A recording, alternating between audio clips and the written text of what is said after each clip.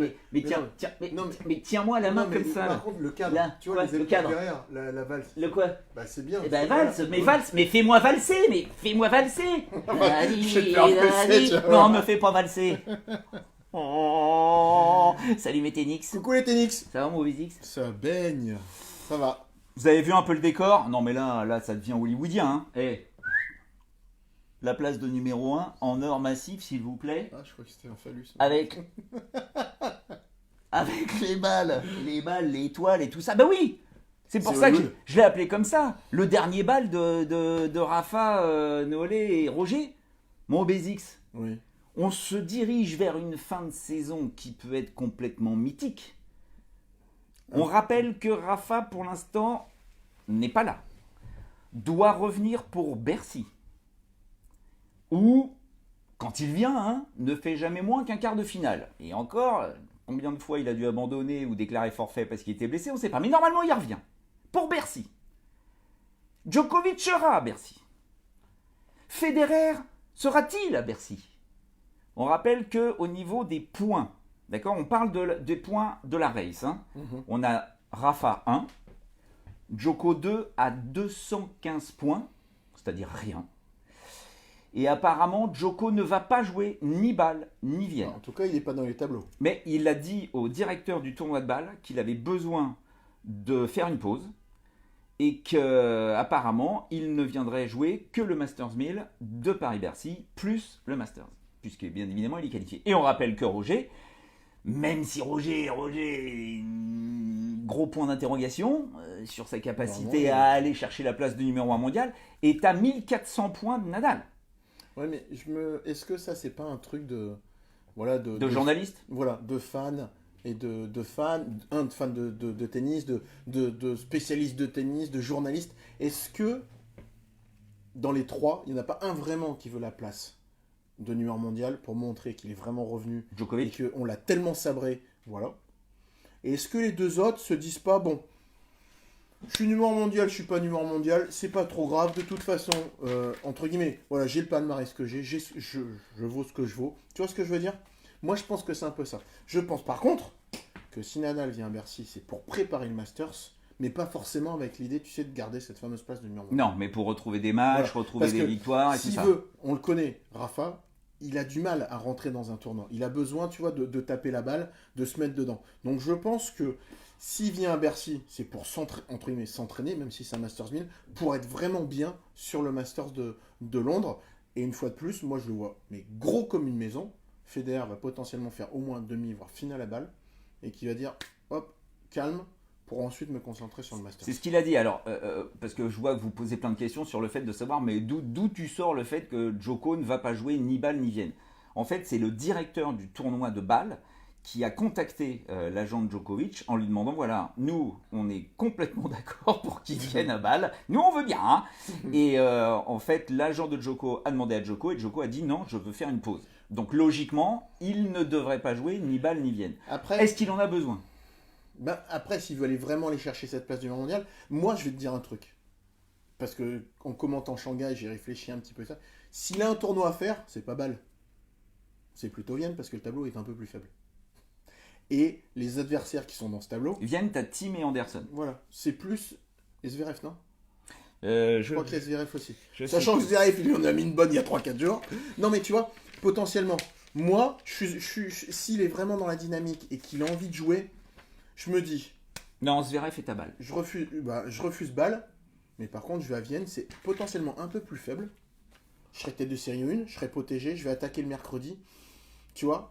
Voilà. Mais après, ce n'est que mon sentiment. Maintenant, tu vois, tu as Bâle-Vienne. De toute façon, s'il joue pas Bâle ou Vienne, il va s'entraîner. Il va pas non plus être tranquillou sur son transat à Monaco, regarder les bateaux passer. Je pense Tu pas. vois? Donc il va s'entraîner. Donc quitte à s'entraîner, autant potentiellement faire un tournoi, il est sûr de ses capacités, il est sûr de sa force. Derrière, hop, il a un Masters 1000. De toute façon, derrière, ensuite, il y a une semaine off et il va au Masters. Donc, je me dis qu'au dernier moment, sur un malentendu, il faut regarder les Twitter et l'Instagram de Djoko cette semaine. Peut-être qu'il peut nous faire un petit... nous sortir quelque chose du chapeau. Alors, bon, vous êtes avec nous, on vous regarde les loulous, ne vous inquiétez pas, mais Ténix, on est là. Donc, vous nous dites sur quoi vous voulez qu'on aille? Pour l'instant, bien évidemment, on a envie de revenir un petit peu sur ce tournoi, ce Masters 1000 de Shanghai. Shanghai, ni hao, ok, parce que là, parce que là, encore une fois, ça a été une démonstration de Djokovic, j'ai envie de dire, parce qu'il n'a pas été breaké de la semaine, et on en parlait avec Obésix, et Obésix m'a dit, alors effectivement, il n'est pas encore le joueur qu'on a connu quand il était au top du top et qu'il agressait quand il pouvait, hein, il est toujours un peu dans le mur, mais qu'il a énormément progressé au service. Moi, je trouve c'est quelque chose, comme je te disais, qui n'est pas quantifié. C'est que vous regardez ces matchs, le nombre de services gagnants qu'il fait, où il n'a même pas un deuxième coup de raquette à faire, mais il n'a pas fait un ace, l'adversaire a touché la balle, mais il n'a rien à faire derrière. Et ça se voit, on regarde ces matchs, en gros, il a 70-75% de première balle, 80% de points gagnés sur première. C'est énorme. Donc ça veut dire que l'adversaire touche la balle, il n'a pas de coup de raquette à faire, et au pire, s'il a un coup de raquette à faire, c'est un caviar. Donc, moi, je trouve que c'est au service où il a énormément progressé. Maintenant, il fait quelque chose, et on a un peu, perso, je trouve qu'il a cette capacité maintenant à se mettre au diapason aussi de l'adversaire. C'est que si l'adversaire commence à lui rentrer un petit peu dedans, hop, il passe la seconde, et là, il est un peu plus agressif, là, il prend la... Tant qu'il est en maîtrise, il n'a pas besoin d'en rajouter plus, c'est pas la peine. Mais par contre, ce qu'il a fait contre Coric en finale à un moment. Voilà, hein. Mais il voit que c'est un peu chaud, qu'est-ce qu'il fait? Hop, il rentre un peu, il se rapproche de sa ligne, il prend la balle un peu plus tôt, il frappe plus fort. Et là, je trouve qu'il a une science du jeu qui est absolument fabuleuse. Attends, je vois, il y a Martial qui demande qui doit gagner quoi pour être numéro 1 entre Nadal, Djokovic et Federer. Alors, oula, alors qu'est-ce que j'ai fait? Oh, vas-y, là, je gère. Là, c'est bon. Donc, c'est simple. Hein. Un Masters 1000, c'est 1000 points pour une victoire. D'accord? Et le Masters, si vous le gagnez sans perdre un seul match, c'est 1500 points. Donc, quand on sait que Federer est à 1400 points de Nadal, et que potentiellement au Masters, il n'est pas mauvais, le Roger, il y a encore la possibilité d'y arriver. Parce qu'on ne sait pas du tout si Rafa va bien jouer à Bercy, s'il va être capable d'y venir, hein, parce que pour l'instant, on n'a aucune info. De jouer tout de suite très bien. Et tout de suite très bien. Parce que bon, tout de suite, tu rentres dès son premier match, ça va être chaud. Voilà. Ça va être chaud patate. Et puis tout le monde a envie de se taper Rafa quand il n'est pas encore rentré dans les moulinets de son poignet gauche là. Juste une question, j'ai vu ça aussi. Est-ce que tu penses que Federer ne joue pas suffisamment de tournois pour retrouver son meilleur niveau? Non, je pense pas. Je pense pas parce que physiquement, il peut pas tenir.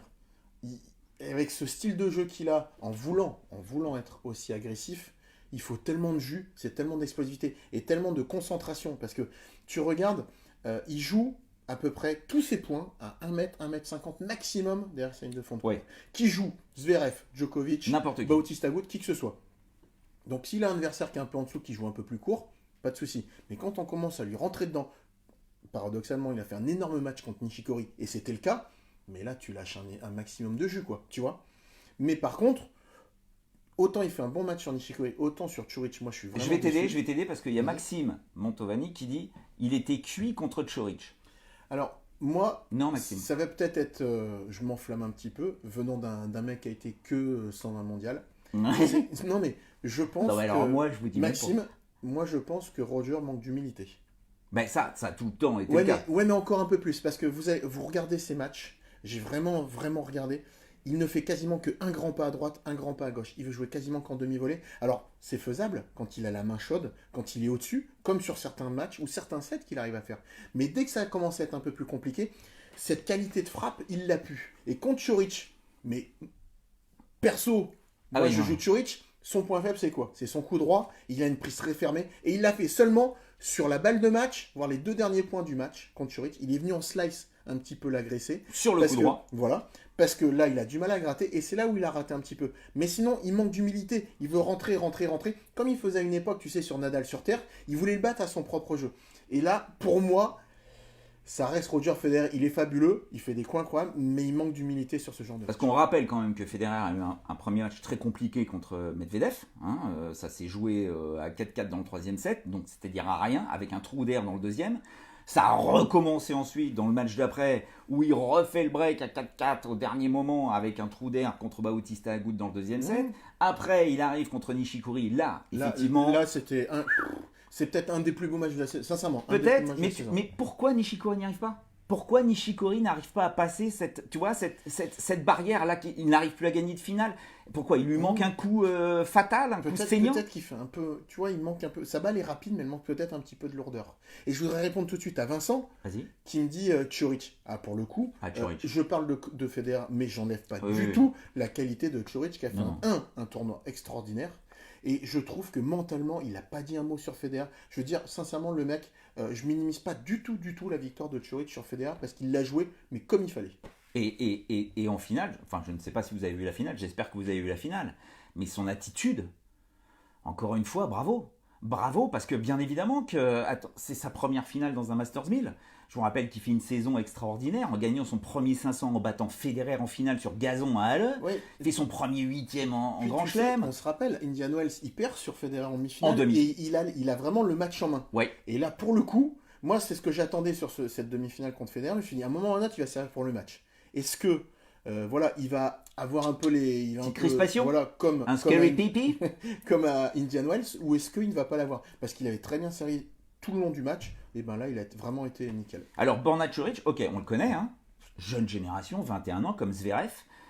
Qu'est-ce qui fait que, là, on va dire, j'ai envie de dire, il est 11e, hein, je crois, à la race. Hein. Ouais, c'est ça. Donc, c'est quoi ce petit palier Est-ce qu'il a changé quelque chose dans son coup droit? Parce qu'on n'arrêtait pas de dire que son coup droit était quand même pas terrible. Bah, Il a changé quoi En tout cas, là, dans les moments chauds, il rate un peu moins. Ouais. Je trouve qu'il sert vraiment bien. Parce qu'il faut pas oublier qu'il fait 1m88. Mais il servait pas forcément, tu vois, des grosses premières avec gagner ses jeux assez facilement. Là, sur Shanghai, il l'a fait. Et puis moi, je trouve que mentalement, encore il y a quelques temps, il s'est énervé. Il regardait beaucoup son clan. Là, il a quasiment pas regardé son clan du tournoi. J'ai trouvé que, voilà, dans la tronche, parce qu'il le sait, il l'a toujours dit, je vais être numéro 1 mondial. Je serai, et j'ai envie d'être numéro 1 mondial. C'est pas Non, bon pour nous, non, ça. mais après, il a, comment dire, il a peur de personne. Tu Non. vois, quand il monte sur le court, voilà, au moins, voilà, il montre qu'il est là, il est présent. Mais je trouve que voilà, au service, il a encore progressé et sa confiance en lui permet aussi d'aller chercher encore des plus belles victoires. Donc, je vous rappelle hein, que Ćorić, c'est ce qu'on va se taper logiquement si personne ne se fracture une jambe en finale de Coupe Davis. Pourquoi on a choisi la terre battue? Alors, encore une fois, c'est toujours les débats. Mais bon, quand tu vois les résultats de Ćorić sur dur depuis le début de la saison, avec la demi à Indian Wells, le quart à Miami, là la finale à Shanghai, qui est une surface qui est quand même très rapide. Hein. C'est la plus rapide du circuit. Donc, je vous rappelle qu'il faut y aller quand même. Hein. Battre Federer et il est loin d'être humilié par Djokovic en finale. Ça veut dire que le gars, il est là, quoi. Il est en pleine bourre. Ah bah oui, il a voilà. Et Ćorić au niveau du drapeau, c'est comme Cilic. Hein. Je peux vous dire que si les gars ils sont prêts pour jouer la finale à Coupe Davis, ils vont se défoncer. Ça s'est vu en quart contre Tiafoe. Oh. Il est allé chercher la victoire. Hein. En Donc, demi. Oui, en demi. C'était extraordinaire. Donc on verra bien ce qui va se passer par rapport à ça. Mais toujours est-il que effectivement Borna Ćorić, là rien à dire. Là, son tournoi a été extraordinaire. En plus, il a un truc pour lui, c'est qu'il joue bien, qu'il joue mal, ça se voit pas. Le mec, il a un couteau entre les dents, il va au combat, il pleut, il vente, il neige, il s'en fout. L'attitude est parfaite. Voilà, c'est ça aussi. C'est ça, je veux dire, à un moment ou à un autre, c'est exactement l'attitude d'un champion. C'est qu'on voit rien, il s'encourage de temps en temps ça, mais l'attitude, moi, c'est ça que je trouve tout simplement incroyable. Alors là, tu me tends la perche. Parce qu'encore une fois, moi, j'ai eu un gros souci. Ou le phallus. Ou le phallus doré, là. C'est que Zverev. Oh là, décevant. Très décevant. Qu'est-ce qu'il nous a fait? Je Il n'a pas joué. Bah déjà, j'ai envie de dire, moi je l'attendais au tournant contre Djokovic, tu sais pourquoi? Parce que la semaine passée, il perd quand même il faut s'en rappeler, Jaziri à Pékin. Au deuxième tour. En faisant un match, alors que au premier tour, il fait un bon match contre Bautista Agut, appliqué, concentré, nickel. Il perd sur Jaziri. Donc je me disais, là sur Shanghai, c'est un peu l'homme des Masters 1000 ces derniers temps, parce que c'est quand même lui qui, avec Ćorić, ont quasiment remporté le plus de matchs en Masters 1000 cette saison, quand même. Faut pas l'oublier. Oui. Ouais. Zverev et Ćorić, ce sont ceux qui ont remporté, et il y en a un troisième, le plus de matchs en Masters 1000. Oui, mais autant Ćorić n'a encore jamais remporté le Masters 1000, autant Zverev, t'as l'impression que c'est le gars des Masters 1000, quoi. Oui. On rappelle qu'il gagne Madrid en 2018 contre Thiem. Et c'est pour ça que je l'attendais, et j'étais déçu, parce que 2-2, premier set, voilà, il y a combat, ça sert bien. Et là, je sais pas ce qu'il fait. Il fait 3-4 fautes directes, il explose une raquette, pas tout de suite, il la fêle mais elle n'est pas complètement cassée. Il en casse une vraiment à la fin du premier. Ouais. Mais il se passe rien. Il n'y a rien. Et il lui a fait une offrande, il lui dit, je lâche les armes, il n'y a plus rien. Et même Djokovic, t'as l'impression qu'il sous-jouait. Il attendait tout Oui, simplement. attendez. Djokovic l'a dit en conférence de presse d'après-match. Il a dit, écoutez, je ne sais pas. Alors, est-ce qu'il avait un problème physique ou je ne sais pas, mais il n'a pas joué. Il n'était pas là mentalement. Donc, c'est quand même une énorme faute professionnelle, entre guillemets, de Zverev, qu'on attendait quand même là, le voir contre Djokovic. Je vous rappelle que la seule fois où il s'était joué, il l'avait battu en finale à Masters 1000. Donc, on se disait, il va y harpouille. Bah, il n'y a rien eu. Il n'y a pas eu le cas. Pour répondre à Quentin du Bertrand, il a raison. Les 3 qui ont gagné le plus de matchs en Masters 1000, je dis bien cette année, c'est Nadal en 1, Zverev en 2, Coric en 3. Et Coric en 3 ? Voilà. D'accord. Oui, puisque Djokovic, on ne peut pas le compter, puisqu'il n'avait rien fait avant Roland Garros. Quoi. Alors, Roland Garros, ça commence à être fort. 38 fautes directes, exactement. Il y a eu beaucoup de fautes directes. Mais autant du côté de Zverev que du côté de Federer également, parce qu'on en parlait avec OBSX. Je ne sais pas si vous regardez bien Federer, parce que tout le monde se pose la question, jusqu'où il va aller ? Est-ce qu'il va aller jusqu'aux Jeux Olympiques de Tokyo en 2020 ? Est-ce que son contrat avec Uniqlo l'oblige à le faire ? Je ne pense pas. Est-ce qu'il va continuer véritablement l'année prochaine en choisissant ses tournois ? Là, il fait planer un doute sur Bercy déjà, en disant je verrai après balle. Il fait planer un doute sur l'année prochaine avec sa possibilité d'aller jouer sur terre battue. On verra, je vais réfléchir, je ne sais pas. Est-ce qu'il va continuer à jouer à ce niveau-là longtemps quand on l'a vu là maintenant ? Il avait un jeu de jambes, on savait que c'était une perfection. Ouais, mais il l'a plus ce jeu de jambes. Oui, mais surtout, c'est que le problème, il l'a, mais le problème c'est l'enchaînement. C'est que tu peux l'avoir, par exemple sur Nishikori, il l'a. Parfait. Mais derrière, sur Coric, il l'a moins. Alors, il l'avait pas sur Medvedev et Bautista Agut, mais à la rigueur. Après, il est monté en puissance. Bon, voilà, il monte, il revient à la compète, pourquoi pas. Mais bon. Mais tu vois, c'est ça le problème. C'est qu'après, c'est pas un one shot. Là, pour le coup, c'est duré dans le temps. Moi, je me pose pas mal de questions sur la suite de Federer. Après, tu vois, par exemple, sur Bautista Agut, il fait un premier set, il lui marche dessus, il fait des coups incroyables. Mais dès que les étoiles... il a break dans le deuxième, hein, tu te dis c'est fini, quoi. Voilà. Mais tu vois, dès que les étoiles sont pas alignées, ou les planètes, et ben, derrière, il y a un petit grain, tu vois, j'ai envie de dire, Djokovic, il a un petit grain de sable ou un Nadal, qu'est-ce qu'il va faire ? Hop, il va revenir sur les fondamentaux. Dire, voilà, je vais essayer de pas faire de fautes, et peut-être qu'à un moment, ça va revenir. Pas Federer. Lui, tu vois, non. C'est pour ça que je disais que pour moi, il manque d'humilité, avec tout le respect que je lui dois. Ok, mais on verra, hein, parce qu'effectivement, on ne sait pas du tout sa capacité à enchaîner les bons matchs au plus haut niveau. Donc là, on l'a vu à Shanghai, bon, il y a quand même beaucoup de hauts et de bas. Bâle, à Bâle, il y a du lourd, hein, logiquement, en tant que joueur. C'est pour ça que ce qui va être, moi, je vais regarder encore un peu plus loin. Ce qui pour moi est très important, ça va être le Masters. Pourquoi le Masters ? Parce que, t'es obligé de faire 3 matchs. Surface plus lente que Shanghai. Hein. Oui, mais tu joues 3 matchs. Oui. Donc, de poule. Voilà. Donc, tu joues, c'est pas un tournoi. Si tu perds, tu rentres à la maison. Là, il va être obligé de jouer 3 matchs. Ça, c'est la première chose. La deuxième chose, c'est que d'entrée, tu joues des mecs qui sont dans le top 8. Donc, tout de suite, il va pas avoir un match pour se mettre tranquillement dedans. Tu vois ce que je veux dire ? Donc, c'est là où ça va être intéressant. C'est que tout de suite, il va falloir que physiquement, il soit bon sur le premier, le deuxième match, le troisième match. Demi-finale. Tu vois ce que je veux dire ? Ça dépend de sa poule, hein, s'il tombe sur team. Oui, mais tu vois, mais sur un malentendu, on ne sait jamais. Donc ici, il n'a pas l'écart qu'il avait à une époque. Tu vois, l'écart se rétrécit. Donc s'il n'a pas tout aligné d'un seul sur 3-4 matchs, ben c'est ça qui va être intéressant. Alors je vois pas mal de questions aussi. Où est passé le service de Federer ? Alors, il faut bien que vous preniez cette considération enfin, je le fais à l'endroit, d'accord ? Il faut que vous le preniez un petit peu dans votre tronche. Federer, quand il sert parfaitement bien, il est complètement relâché sur les jeux de relance, parce qu'il sait très bien que personne ne va le toucher sur son service et ça va vite. Sauf que maintenant, comme les joueurs commencent à s'habituer à jouer à cette vitesse-là en permanence, puisqu'on leur a foutu l'alarme clock là, sous le nez, là, ils ont appris à jouer vite. En cadence. Vite. On peut enchaîner, vas-y, pas de problème. Et effectivement, Federer, je ne pense pas qu'il manque d'explosivité sur son service. Il a toujours son service. Ouais. Sauf qu'il est beaucoup moins à l'aise, beaucoup moins tranquille sur ses matchs, parce qu'il se fait briquer. Parce qu'il n'est plus aussi à l'aise sur les jeux de relance, parce que dès que les échanges s'engagent, il boise. Que tu disais, l'exemple type pour moi, c'est Bautista Agut. Il gagne le premier, il fait break. 5-4, tac, hop, il gagne le set, service Bautista Agut, il braque. Derrière, il fait un non-jeu, mais total. Il doit Non, faire rien. 3 fautes, au moins 3 fautes directes, et il passe complètement au travers. Tu vois, limite, grosse manque de concentration et d'application sur son service. Enfin voilà, alors bon, je vois Paul et tout ça, là, vous êtes plein à demander Delpo. Bah Delpo, moi ça y est, hein, j'ai trouvé son nom, hein, c'est Del pas de Pau. Non mais sans rien, c'est hallucinant. Alors j'ai remontré cette image sur Twitter, je sais pas si vous l'avez revu, hein, quand il reprend ses appuis, là, il glisse un petit peu et il tombe sur son genou. 100 kilos. Hein. Ben moi, je me suis dit, parce que je commentais le match, je me suis dit, il s'est fait un gros coup, tu vois, un gros pet, quand tu te mets un choc dans une table ou un truc comme ça. Voilà, Mais petite là, décharge, voilà. ah Mais là, vu qu'il y a les 100 kilos, il met tout le poids, c'est du bitume. Ben voilà. c'est dur. Hein. Ouais, Donc, et puis surtout, c'est comme tu dis. Alors, en préambule, tu parlais de cette fin de saison incroyable. Il aurait été là. Il aurait pu gêner encore un peu, tu vois, parce que bon, il parce qu'il est capable de présent. tout. Mais bon, là, malheureusement.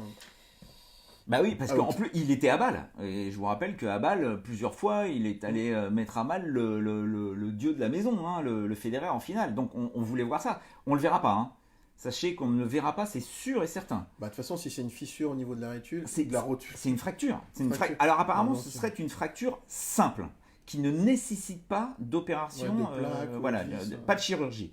Apparemment, voilà, il va avoir une gouttière, il va avoir le genou bien serré et tout ça, mais ça va prendre au minimum 6 semaines. Ah bah, c'est le minimum du minimum. Donc ça veut dire que voilà, Bah, Del la saison Potro est fini, pas de balle, pas de Bercy, Bah, pas de c'est simple, Masters. on le retrouvera. Tu sais quand on le retrouvera? On le retrouvera à l'Australian Open. tout Ouais, simplement. mais alors il est détruit. Alors je ne sais pas si vous êtes sur ses comptes Twitter, Facebook, machin, si vous pouvez lui envoyer des messages. Allez-y parce qu'il est mais en dessous là. Hein. Il est éteint. Olivier, il a raison parce On peut que plus. effectivement, ça libère une place au Masters. Ben oui.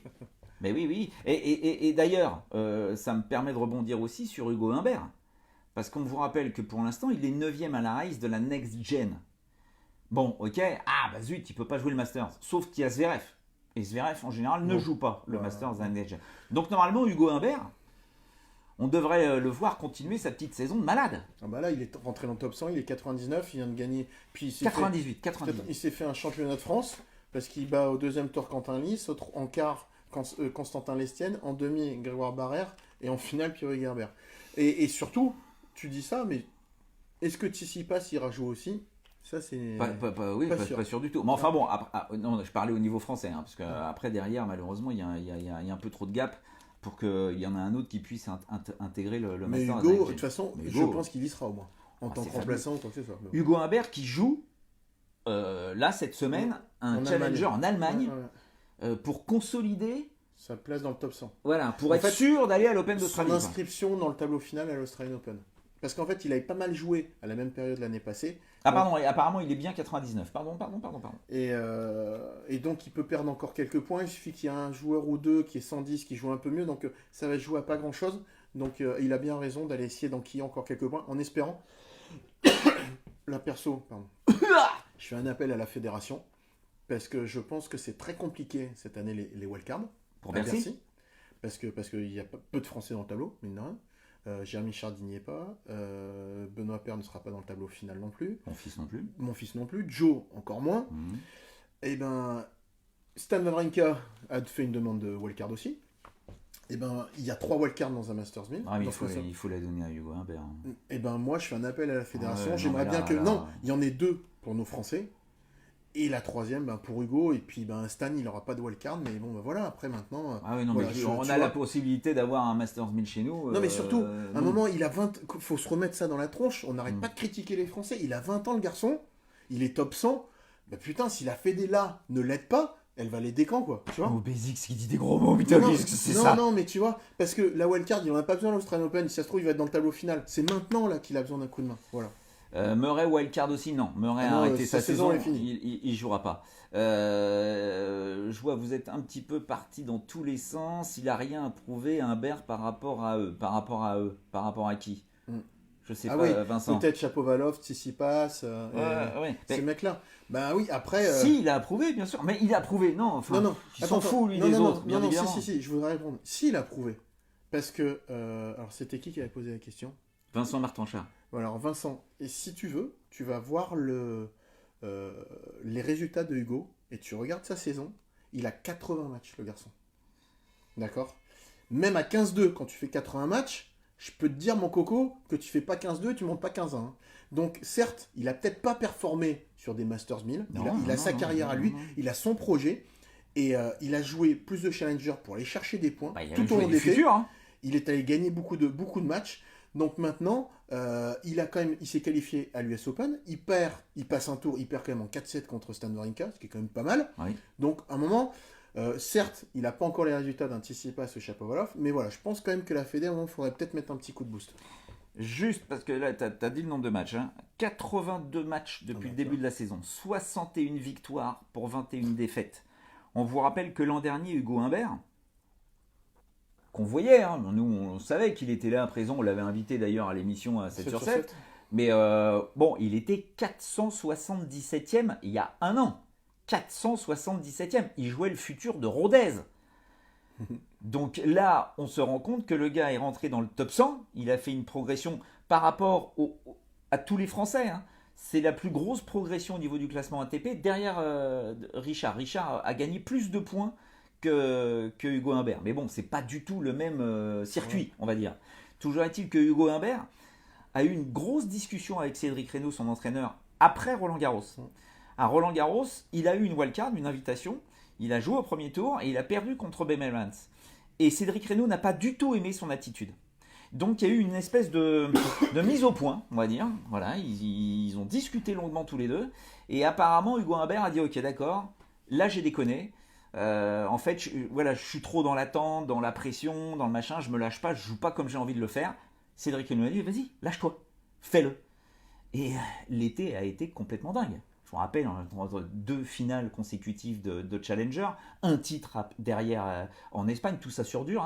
Hein. Après les qualifs de l'US Open, il fait une finale aussi à Cassis, qui est un Challenger où il perd contre Enzo Cuoco. Et là, il a wildcard à Metz, il passe un tour, il perd contre Basilashvili en 3-7, qui est en fusion derrière. Basilashvili, c'est quand même enquillé derrière Pékin. Ouais. Donc certes, on l'a pas vu au premier plan, on l'a pas vu sur la télé, voilà, parce que effectivement, c'est ces joueurs-là qu'on voit, Tsitsipas, Shapovalov et tout ça. Mais après, chacun a sa progression. Alors maintenant, on y reviendra, on en reparlera dans nos Facebook.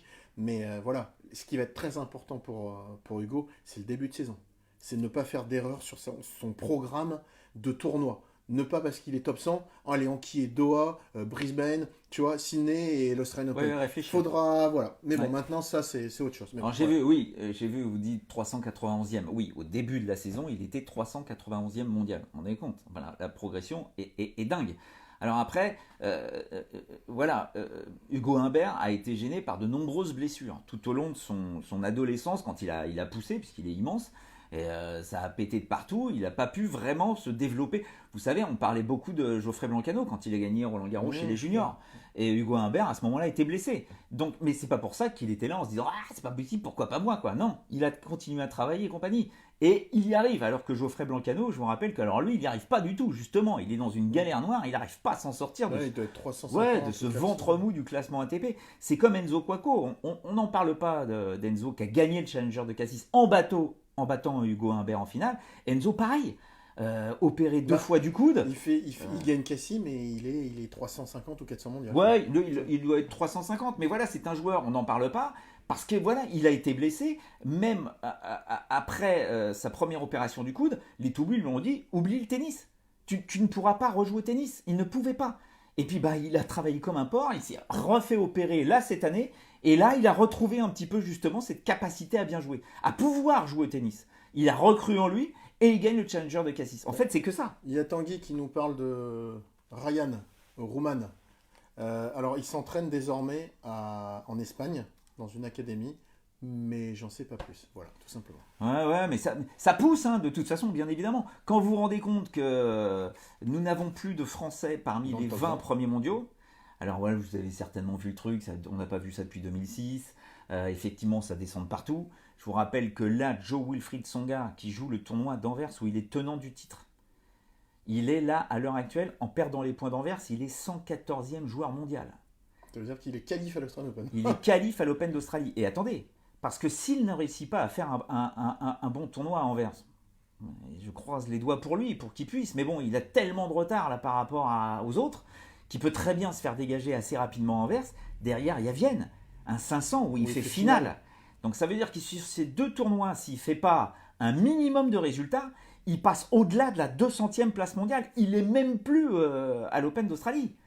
Donc il faut se rendre compte qu'effectivement, on est sur... On en parle sans arrêt, mais on est effectivement sur un trou de génération où il va y avoir peut-être des gamins qui vont arriver. Et là, on est en train de voir qu'effectivement, il y en a qui sont pas mal, quoi. Faut voir. Entre autres, le petit Gaston, qui a fait une belle médaille joli à Buenos Aires. Donc après, voilà, le niveau n'était pas forcément celui d'un gros tournoi, mais en tout cas, il était à gagner la médaille. Il y a la petite Clara Burel aussi qui a fait médaille. Médaille d'argent. Elle perd en finale en simple.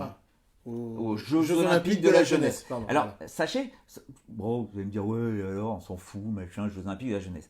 C'est assez nouveau comme manifestation. Et je peux vous dire qu'ils sont tous comme des dingues pour essayer de rafler une médaille, bien évidemment, olympique pour leur pays. Hugo Gaston était porte-drapeau pour la France. Il fait un tournoi extraordinaire. Il ne perd pas un set sur l'ensemble de ce tournoi. En demi-finale, il bat un Brésilien. Et en finale, il bat un Argentin. Donc le mec, deux mecs étaient portés par tout le public. Il y avait du monde sur le. Je peux vous dire qu'il y avait du monde. C'était blindé. C'était blindé, quoi. Il a été parfait. Il fait. Est-ce qu'il fait une médaille en double avec. Je crois qu'ils font une médaille en double. En plus en mixte aussi. Il fait bronze. Il fait médaille de bronze avec Clément Tabur en double. Je vous rappelle que tous les deux ont l'habitude de jouer en double. Vous avez fait finale à l'Australian Open. Finale à l'Australian Open. Clara Burel, 17 balais, qui perd en finale contre une nana qui est déjà top 200 à la WTA, qui est spécialiste de la terre battue, ça jouait sur terre battue, donc très très bon résultat de Clara Burel. Moi j'ai une question tout de suite pour toi, mon Obésix. Hugo Gaston, 1m74. Est-ce que c'est un problème ? Je vais te répondre tout de suite à ta question. Et Shortman. Ok, d'accord.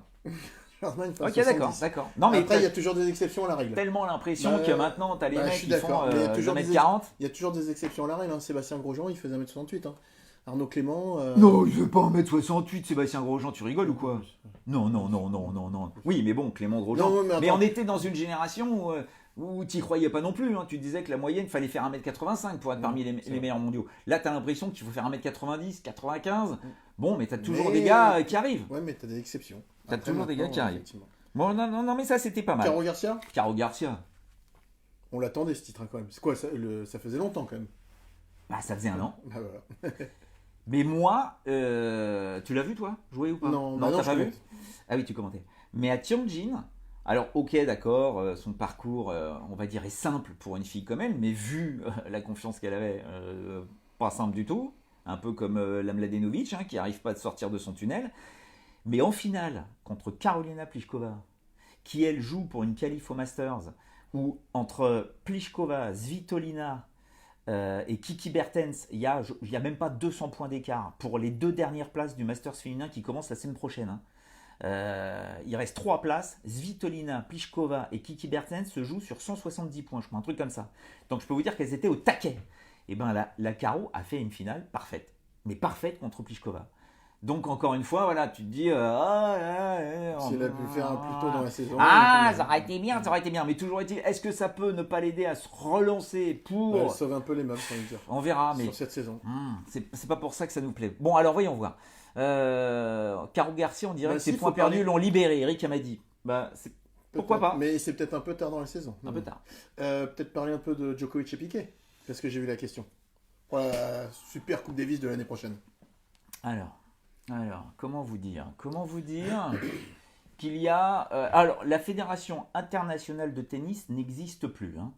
Sachez-le, maintenant c'est Gérard Piquet. En plus, Agherty, il était à Buenos Aires pour remettre la médaille à Hugo Gaston. Et notre président à nous, Bernard Guichili, ils étaient tous là-bas. Donc, il y en a un qui a fait le déplacement à Shanghai pour essayer de savoir s'il y avait des mecs qui auraient la gentillesse de venir jouer leur merde. Il a représenté l'ITF. Oui, il représente l'ITF. Donc, Gérard Piquet représente l'ITF. Donc, il est arrivé le jour des demi-finales et il a demandé une entrevue privée avec Djokovic. Je pense qu'il voulait le faire avec Federer, mais vu la défaite de Federer, je pense qu'il a dû se prendre un an.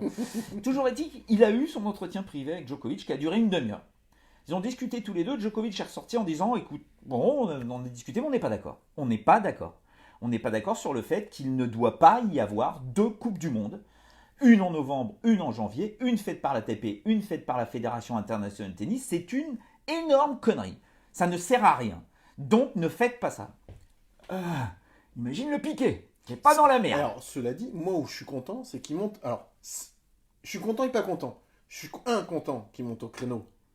Parce qu'à un moment, il faut dire que ça va pas. Mais 2, ils auraient peut-être pas pu le faire 6 ou 8 mois ou 1 an avant. Ah bah surtout que Non, mais tu vois. c'est lui qui est quand même au départ de la discussion oui. et qui met en place tout ce truc-là. Bah, non, mais tu parce vois, qu'au départ, c'est ça qui l'ATP n'était pas monté au créneau en créant sa c'est Coupe vrai. du Monde. Donc comme ils ont vu que tout d'un coup, les autres de la Fédération internationale étaient en train de leur faire un enfant dans le dos, ils se sont dit, ouais, nous on y va vite. Et ils peuvent y aller vite.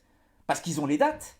Puisqu'ils sont arrangés avec tous les tournois en Australie pour faire une Coupe du Monde avant l'Open d'Australie, avec des points ATP et avec de l'argent. Le problème de la Fédération internationale de tennis, c'est ok, il y a de la monnaie, il n'y a pas de date, il n'y a pas de points.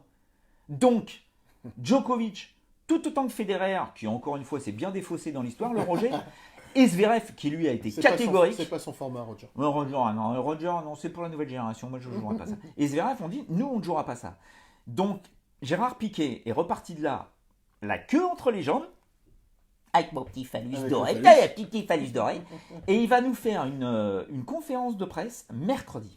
Là, mercredi, conférence de presse de Gérard Piquet. Je ne sais pas du tout ce qui va sortir. Je ne pense pas 2 secondes qu'il puisse dire ok, on abandonne et on revient. C'est pas possible. Ce De toute serait un façon. truc de dingue. Ce- Là, ce serait. Ce serait, mais Et puis un Non. énorme foutage de gueule. et non, puis même, il peut pas faire ça. Moi, ça me ne, fait rire. ne serait-ce même qu'au niveau de sa société où les mecs ont dit voilà, on va voir les meilleurs mondiaux, on va faire le truc, machin. C'est impossible. Je n'y crois pas. Non, peut-être retour en arrière, améliorer la formule. Ou actuelle. améliorer la formule.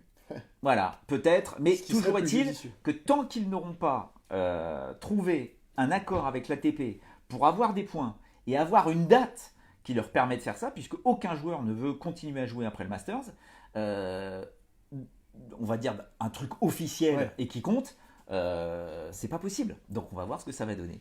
Bon, bah, on est bon. Voilà. On a fait le tour, hein. On a fait le tour ou pas? Ouais, je pense. Attends, je regarde. Ouais, c'est Je bon. regarde par rapport à ce que Regarde tes j'avais notes. noté. Non, on est bon. On est bon. Si, J'avais le. Simone qui reste numéro 1 mondial, ma Simona Alep quand même. Ouais, Oh bah quoi? ouais. Oh bah merde! Ce qu'il y a de plus important. Bah non mais faut le dire quand même, c'est fort, t'es dur toi. Et on rappelle que Lucas Pouille, qui lui aussi revient à la compétition, là, Défend un maximum de points aussi. Défend un maximum de points, est-ce qu'il est tenant du titre? Vienne, 500 points. Ça veut dire, alors bon, si nous fait un tournoi pourri à Vienne, on sait jamais, mais si ça arrive, il glisserait hors du top 30 quoi. Voilà. Donc Ça bon, serait pas encore catastrophique quand c'est même. pas Mais bon, catastrophique. j'espère mais quand bon. même qu'il va gagner quelques matchs enfin quoi. Ah si, et je l'ai pas dit. Non. Pierre Hugerbert et Nicolas Mahut. Ah, ils sont Masters, ouais. Qualifié pour le Masters, 4e fois de suite. Alors les loulous, hein? P2A chez Nico. Jusqu'à présent, vous n'êtes jamais sorti des poules au Masters. Merdasse. Allez les gars, faites-nous un truc. Hein, vous avez gagné Roland Garros, quoi. Oh les loulous, hein, faites-nous un truc. Combien de titres du Grand Chelem, P2A chez Mahut? Ensemble Ensemble. Bah, 3. Bien. Combien de finales de Grand Chelem ensemble? Je dirais 3 aussi ou 4. 4. Ils perdent, tu sais, la finale de l'Open d'Australie avec Pierre-Luc qui était malade. En 2015, la première fois. Des Masters 1000, ils doivent en avoir 4 ou 5. Moult. Donc, les gars, on est avec vous. Surtout que derrière, il y a la finale de la Coupe Davis. Hein, bon, voilà, on a fait le tour. Ah, bah, je pense qu'on est pas mal. Ouais. On fait une petite valse ou pas alors? Le cadre. C'est quoi le cadre? Mais le 4, tu sais, tu regardes pas dans Sacré Star? Non. Tu sais, il faut avoir le porté là. Oui, mais je l'ai naturellement, le Non, non, porté. faut que tu cambres. Voilà, là tu donnes la main, tu vois. Là tu donnes la main. Il vient de me péter. Allez, les tennis. Et on croise les doigts pour Delpo, les loulous. Ouais, bah surtout pour les Français. Juan hein. Martin Delpo, Del Pato. Bah quoi? Allez, bis, ciao, bye.